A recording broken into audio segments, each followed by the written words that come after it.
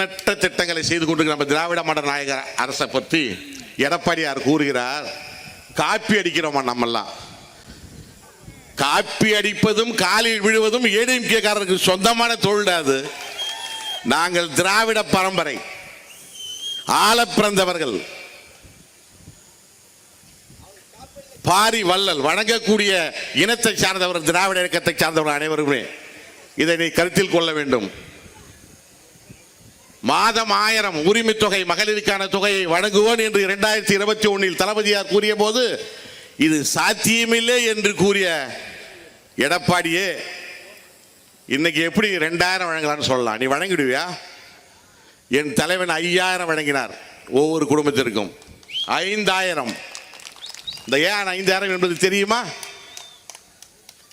மத்தியில் ஆளுகின்ற மோடியும் அதுக்கு தமிழ்நாட்டு மக்களை பிடிக்காத மோடியோடு சேர்ந்து இங்க 10 ஆண்டு காலம் தமிழ்நாட்டை சுடுகாடா ஆக்கிய எடப்பாடி பழனிசாமியும் சேர்ந்து நமது மகளிருக்கு, நமது குடும்பத்திற்கு ஏழ்மையை விரட்டக்கூடிய அந்த 1000 உதவித்தொகை பெறக்கூடாது, வரக்கூடாது என்று ஒரு திட்டத்தை தீட்டினார்.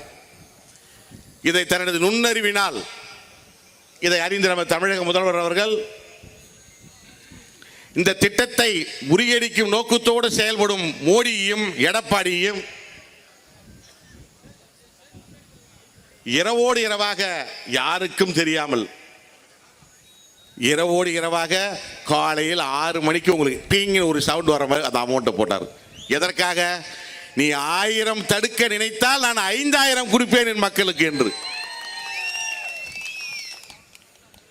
இதுபோல எண்ணற்ற திட்டங்களை செய்து கொடுக்கிறது நமது தலைவர் அவர்கள். தொடர்ந்து முதல்வராக வந்தால் மட்டுமே இந்த திட்டங்கள்லாம் தொடர்ந்து நீடிக்கும்.